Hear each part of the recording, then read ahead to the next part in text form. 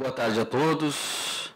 Quero cumprimentar primeiramente o Príncipe Dom Bertrand, os membros da Casa Imperial que estão aqui presentes e agradecer também a presença de todos vocês. É um prazer estar aqui no Rio de Janeiro, participando desse evento maravilhoso.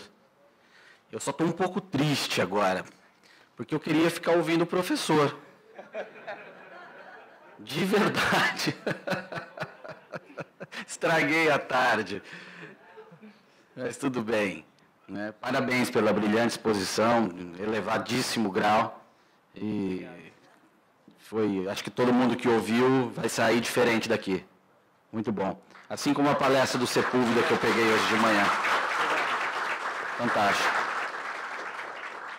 Eu quero abordar a questão da monarquia, a realidade, num sentido mais da praxe política, conforme a experiência que eu tive acompanhando como jornalista e agora também como parlamentar pelo PSDB do Paraná no Congresso Nacional. E até pelo momento político e também porque não teria o brilhantismo de fazer a análise transcendente como foi feita pelo professor Sidney e também pelo doutor Sepúlveda, hoje de manhã, e demais palestrantes. Vocês têm acompanhado esse nosso caos político, o impeachment da presidente Dilma, e quando aqueles correligionários delas, do PT e dos seus que eu chamo de os puxadinhos do PT, vão fazer a defesa, eles acusam que o que está ocorrendo no Brasil é um golpe. Não é? É golpe. Lá no Congresso é assim, você abre a boca para falar qualquer coisa, um petista grita do outro lado, golpista, golpe, golpe, tudo, é um mantra, repetem isso. Por que isso? Eles querem me convencer a mim de que é um golpe? Não. Eles querem convencer você que é um golpe? Não, hoje não há nenhuma hipótese deles convencer sobre isso, todo mundo sabe, a realidade ela sempre se impõe, como se impôs. Mas isso faz parte de uma estratégia de longo prazo. Porque é para olhar para trás e apontar. Aquele governo que sucedeu a dona Dilma foi fruto de um golpe. Um governo que é fruto de um golpe é um governo ilegítimo. E diante de um governo ilegítimo e tudo que o sucede fruto dele também é ilegítimo, eu posso fazer qualquer coisa para me defender e para derrubá-lo, conforme for o meu interesse ou a minha conveniência. Em 1889 houve um golpe. Aqui. E o governo que o sucedeu, o regime que o sucedeu, é sim um regime ilegítimo, se é fruto de um golpe. Nessa definição, os petistas estão corretos. Governos frutos de golpe são ilegítimos, regimes frutos de golpe são ilegítimos. E quando há ilegitimidade, você não tem ordem. Veja, o professor Sidney fez aqui uma breve passagem pela história de formação de Portugal. A questão do rei coroado num campo de batalha. Havia ali disputa e aquele povo se uniu em torno de um, representado por um. Aquilo dá unidade para as demais conquistas, para o demais progresso histórico daquele país. Quando uma força externa golpeia, se acontecesse um rei que representa a unidade toda do país, o que sobra depois é o caos. Do caos é cada um tentando defender o seu, tentando se estabelecer propriamente, sem nenhum compromisso com o que virá, sem unidade do que irá fazer adiante. E é exatamente o que aconteceu aqui com a nossa República. Num primeiro momento, já fecharam o Congresso. O Marechal Floriano, no meu Paraná, meu hoje Paraná, que eu sou nascido em São Paulo, mas depois o Paraná me adotou. No meu Paraná, uma das primeiras coisas que fizeram foi assassinar um dos grandes homens da história desse país, que foi o Barão do Cerro Azul, o doutor Ildefonso Correia. Então, um governo violento que surgiu. Em seguida, nós temos várias passagens históricas sempre do caos. Revolução de 30, Estado Novo, Revolução de 64. Eu não estou entrando no mérito de quais razões saíram.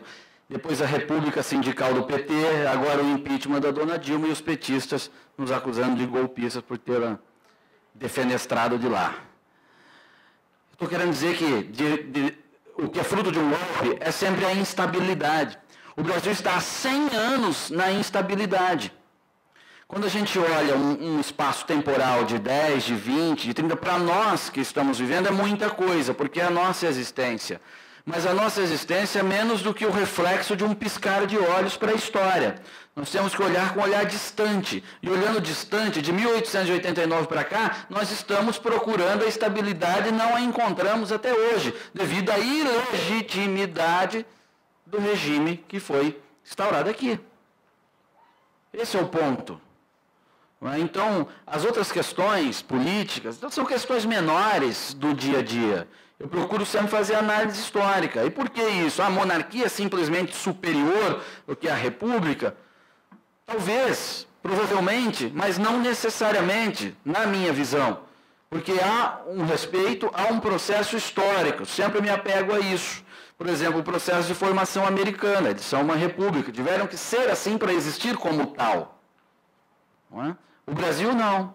O Brasil foi formado pela monarquia e vinha muito bem assim, com representação, com liberdade, com as pessoas respeitando o seu imperador. Não havia nenhuma razão para a quebra desse processo histórico. Nenhuma. Portanto, o que veio depois não funcionou. Seja lá qual outro modelo, que eu não sei, qualquer um que a gente não tenha imaginado, modelo de formação de país que garanta unidade, que garanta progresso, pode ser, imagine quaisquer um que não tenha sido testado. Mas se está funcionando, se está garantindo unidade, liberdade, prosperidade, ele deve ser mantido. Não tem que ser substituído por um modelo qualquer que nós ou que qualquer outro povo entenda como ideal, seja monarquia, seja república. Esse, para mim, é o ponto que a gente rompeu e, por isso, não estamos dando certo. Rompemos com o nosso processo de formação histórica. E daí temos esse regime de instabilidade completa, caótica. E agora ele chega no seu ápice. O que se ouve no Congresso Nacional é de que nós passamos pelo pior momento, pelo menos o pior momento desde 1964, quando houve aqui a tomada do poder pelos militares naquele contexto que era complicado mesmo e é inevitável ocorrer o que acabou acontecendo naquele momento. Mas hoje estamos assim. Vocês devem estar se perguntando, tá, e o que fazer? Haverá, como o professor disse, a volta da monarquia é possível? É possível. Agora, logo agora, acho até que não. Por quê? Nós precisamos, primeiro, construir uma base social para isso. O professor Sidney citou também, o rei precisa ser aclamado. Para ser aclamado, ele precisa estar no conhecimento daquelas pessoas, no raio de alcance delas, representá-las. Nós temos 100 anos de instabilidade com 100 anos de desconstrução da nossa história de formação. 100 anos de mentira republicana. Então não é tão simples. Quando eu cheguei aqui, logo já me perguntaram, quantos monarquistas há no Congresso? Quantos deputados? Há mais?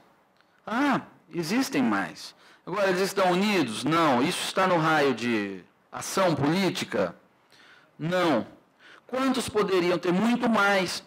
Muito mais. Aqueles deputados, aqueles representantes que conhecem o processo de formação histórica do Brasil, eles são bastante simpáticos. Entendem que houve um erro. Há um deputado que eu admiro muito, o deputado Bonifácio de Andrade, que ele já está, acho que no 10º mandato, né? Já passa as senhoras lá na Câmara e fala, nossa, essa moça era tão bonita, há 40 anos. Eu acho um barato, eu dou corda para ele, mas como é que era? Não, fulano de tal era apaixonado por ela na legislatura de 58 e tal.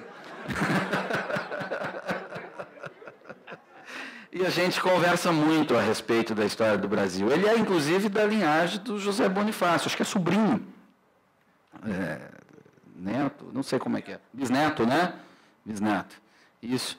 E como tem, talvez até por isso, mas um homem de formação, um homem bastante erudito e tal, a gente conversa e ele vai me contando as coisas. E eu noto que há no parlamento muitos deputados com esse nível de conhecimento.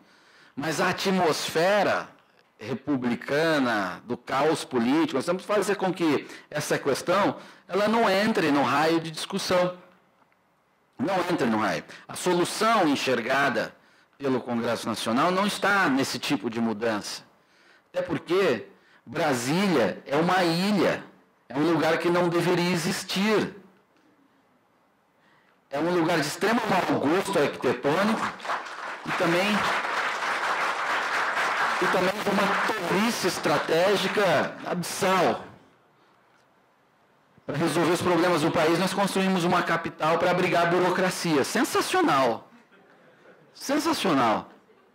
Faltava prédio para a burocracia aqui no Rio de Janeiro.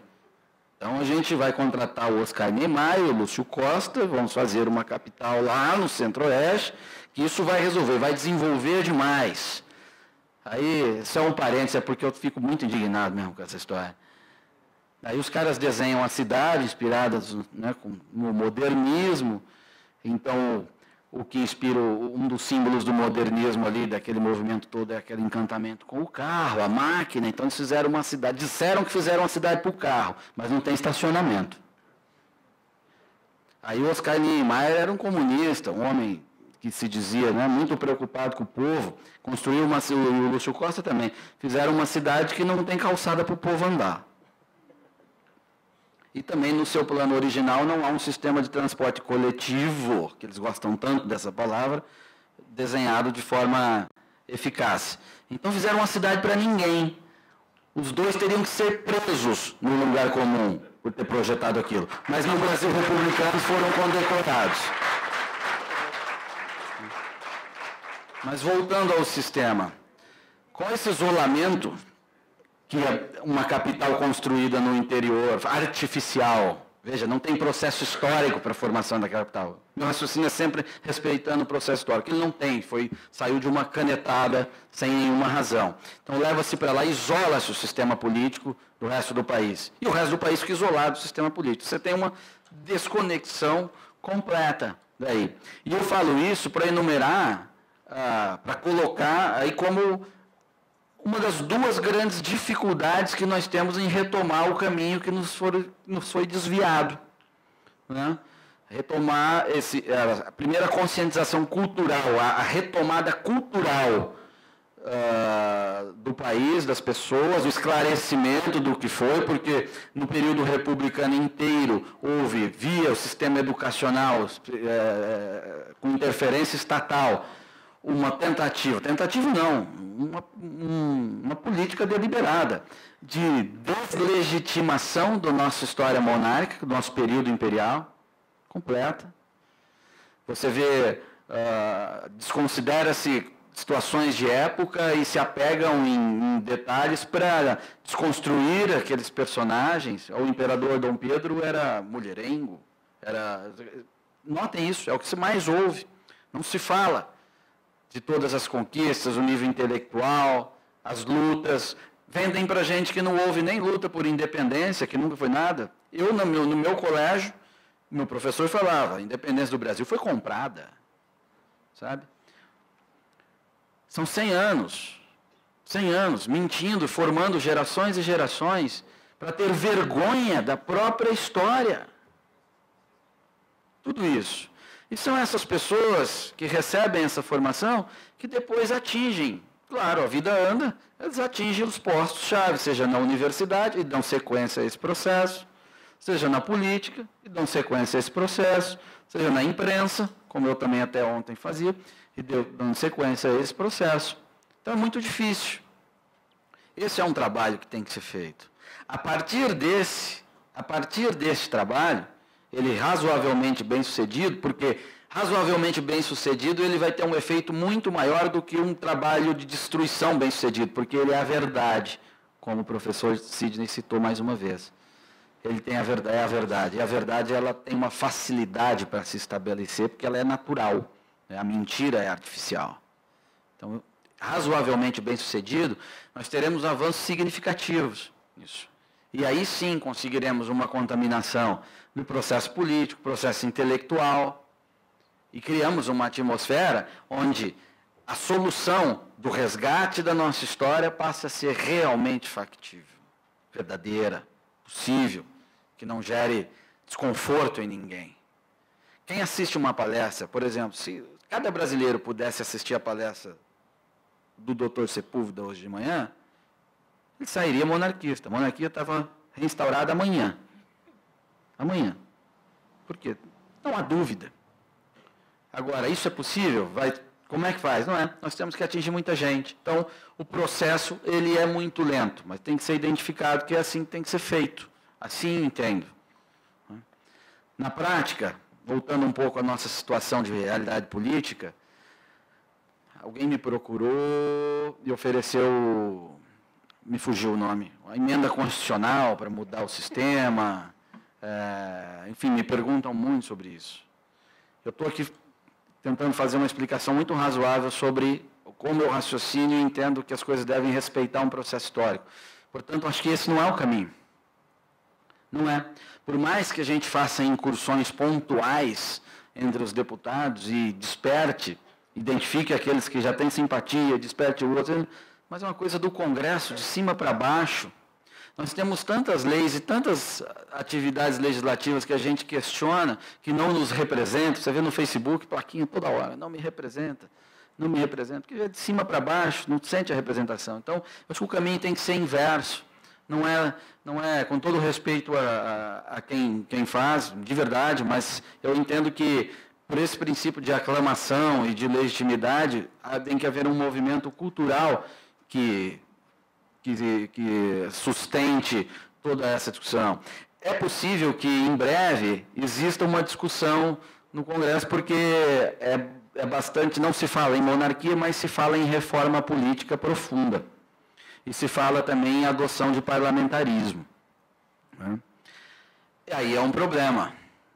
Eu faço parte do PSDB. O PSDB é um partido que nasceu para ser parlamentarista. Ele consta em seu documento original. O PSDB é um partido parlamentarista. Isso é bom. Já é um avanço. Já é um ponto.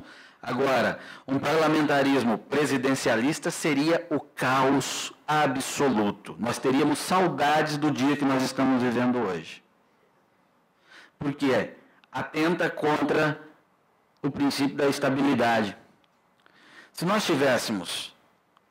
Se você tem uma situação de um país que a monarquia se perde, vamos dizer assim, se degenera completamente e não faz aquilo que deixa de representar aquelas pessoas, aquela nação, aqueles valores, estabelece algum tipo de ruptura e você surge lá o presidente com o primeiro-ministro e ele mantém uma postura. Ou seja, é possível que se desenvolva uma ética de postura aí diante de um trauma e esse parlamentarismo presidencialista até funcione. Mas não no nosso caso, jamais no nosso caso. No nosso caso é diferente. Nós tínhamos a monarquia estável, passamos para a república da instabilidade completa, com presidentes eleitos. Se passarmos para o parlamentarismo presidencialista, com uma tradição de 100 anos de presidentes, cuja ética é zero, você jamais vai haver um presidente respeitando o primeiro-ministro, ambos votados. Vai haver uma medição de força, você pode eleger presidente que não respeita o campo antagônico. Veja, eu sou deputado, então eu sou o potencial primeiro-ministro, não é? Vamos dizer assim, para criar uma situação hipotética. Tá bom, eu me torno primeiro-ministro e o Lula é eleito presidente. Há diálogo? Não vai haver. Porque eu sei quem ele é e ele não faz parte da formação dele de dialogar comigo. Ele vai tentar o quê? Me derrubar para colocar um dele. Entendeu? Criou-se essa praxe aqui. É uma ética do meio político republicano, dessa tradição de 100 anos que eu estou citando tanto. Então não vai funcionar, vai virar sempre uma disputa de espaço. Quando, num parlamentarismo monárquico, a monarquia, sempre eu vou repetir, simboliza, sobretudo, estabilidade, você tem lá um representante, o imperador, no nosso caso, que ele não vai ganhar mais poder e nem perder mais poder. Por isso que ele vai dar total estabilidade, oferecer estabilidade para eu, primeiro-ministro, fazer o que tem que ser feito. Eu não vou me desgastar com ele numa luta política. Não. Ele é meu auxiliar, estou servindo a ele. Eu sou auxiliar dele. Sempre, seja lá o que for. Esse é o ponto. E por convencimento das nossas elites, eu acho que este é o argumento que mais tem possibilidade de prosperar. O argumento histórico, ele é mais difícil por conta de toda essa desconstrução. Como as pessoas têm uma necessidade muito grande de resolver os seus problemas imediatos, talvez essa linha argumentativa seja interessante do ponto de vista de vem cá, vamos abrir mão de tudo aqui, vamos estabilizar as coisas. Então, quando isso pode acontecer? Pode acontecer em breve. Não é? Há no radar da política nacional, de fato, uma mudança de regime, uma reforma política profunda. Estará no nosso tempo, eu digo no tempo da gente fazer a maturação daquele processo cultural? Ainda não. Esse é um problema. Esse é um problema. Temos como acelerar isso? Talvez. Eu não tenho a fórmula. Eu não tenho a fórmula de acelerar isso. Mas, como brasileiros comprometidos, ninguém pode se furtar de tentar fazer. Não é? Porque, se entendemos que essa é a saída para o nosso país, resgate, e nós não podemos desistir dele, seja lá em qual hipótese que a gente se encontre.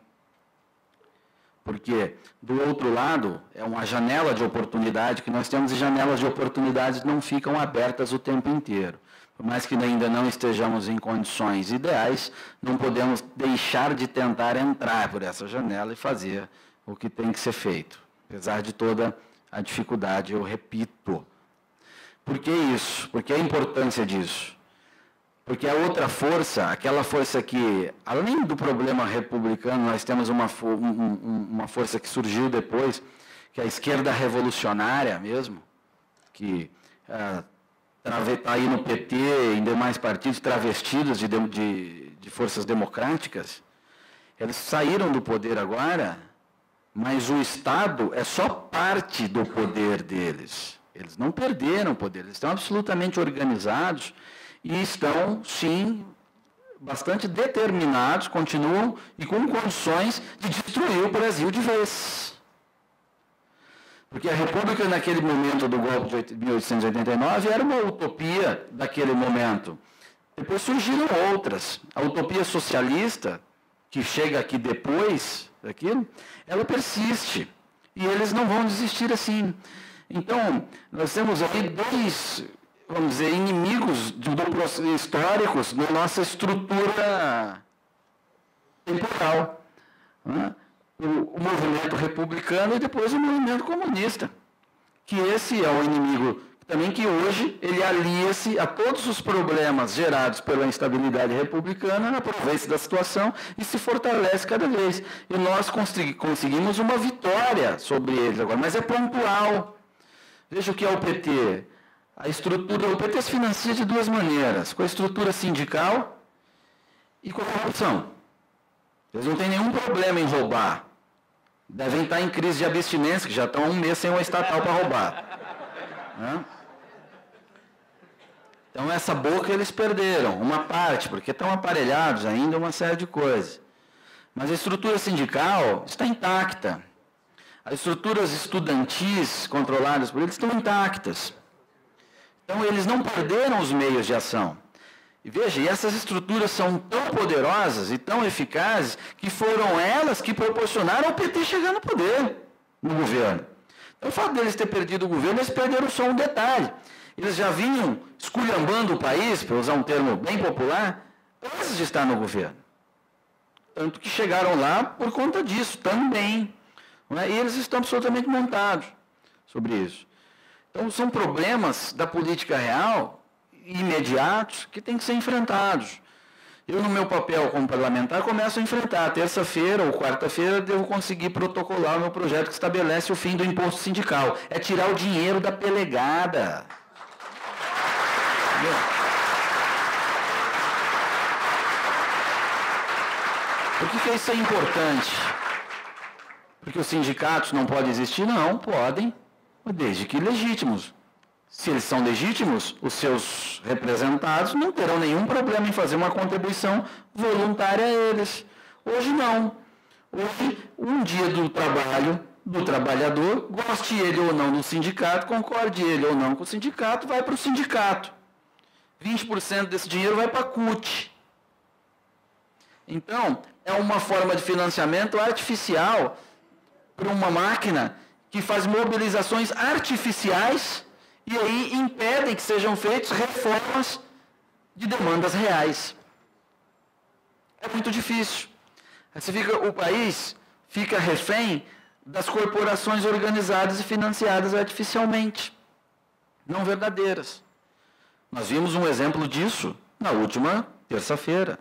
Votação sobre 16 projetos de leis que estabeleciam aumentos para o funcionalismo. Pode chamar de reajuste, não tem problema.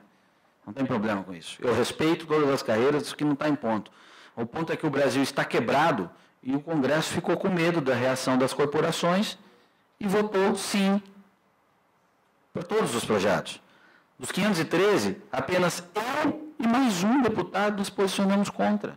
De 513! Veja, nós acabamos de afastar uma presidente por conta da irresponsabilidade fiscal dela e depois votamos pelo sim na responsabilidade fiscal do sujeito que a sucedeu. Por que isso? Porque com a anterior as corporações já não estavam mais com ela.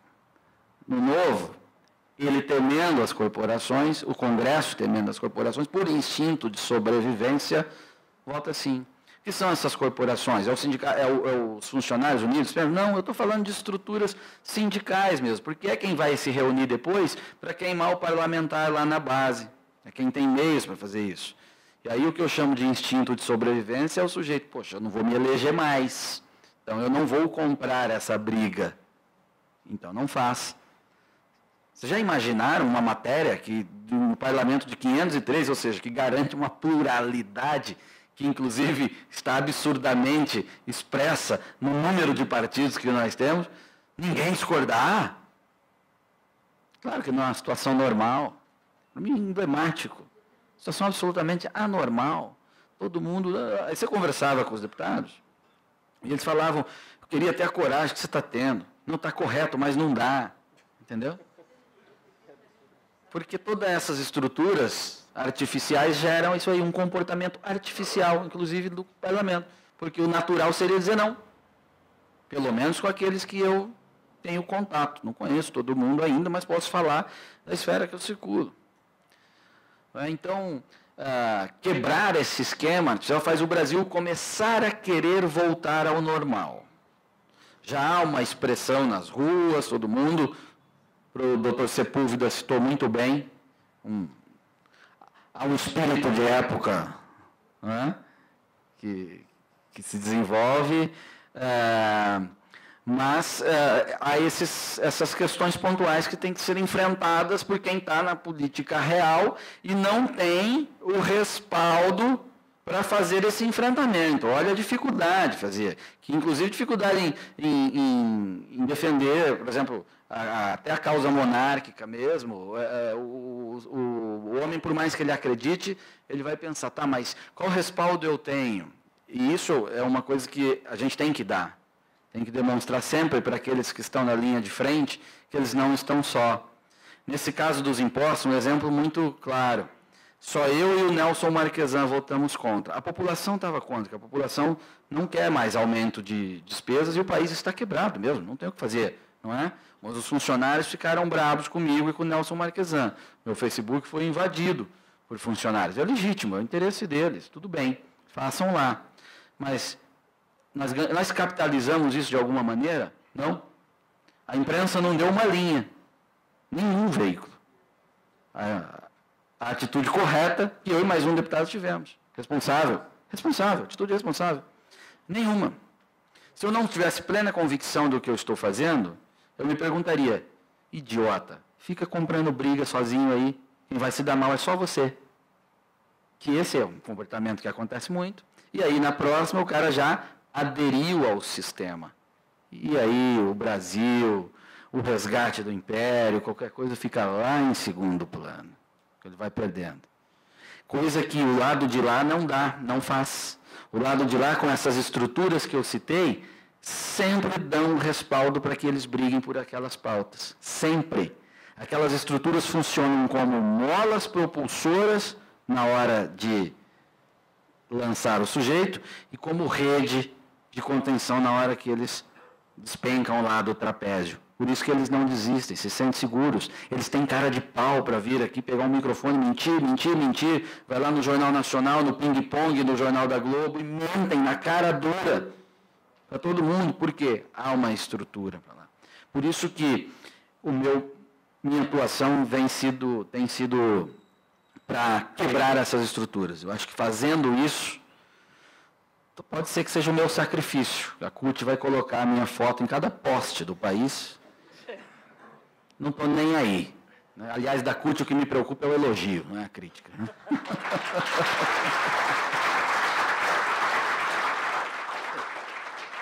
E quebrando essas estruturas, a gente começa a querer voltar ao normal. Não é? Isso na nossa política real. Até porque mesmo que se o Congresso um dia acordar com a coroa na cabeceira da cama e resolver votar pela restauração da monarquia, se a gente tiver essas estruturas ainda do jeito que está, não tem rei que resista. A ditadura sindical, ela é muito forte. A república sindical, ela é muito forte, muito danosa, muito complicada. Então, portanto, eu entendo que tudo passa por isso, nesse primeiro momento. E quanto à realidade de volta, de restauração do Império, eu acho que o caminho é o caminho cultural, o caminho que a gente fazer, construir essa base social, sempre brigando por isso, que isso vai dar, inclusive, solidez, porque não precisamos, um rei frágil pode significar ainda mais instabilidade, não a estabilidade que a gente procura. Né? Talvez eu frustre alguém com essa análise, com essa conclusão, que é um tanto de longo prazo, de médio ou longo prazo, mas eu acho que obedece muito bem à realidade e aquilo que pode sustentar e fazer do Brasil um império eterno.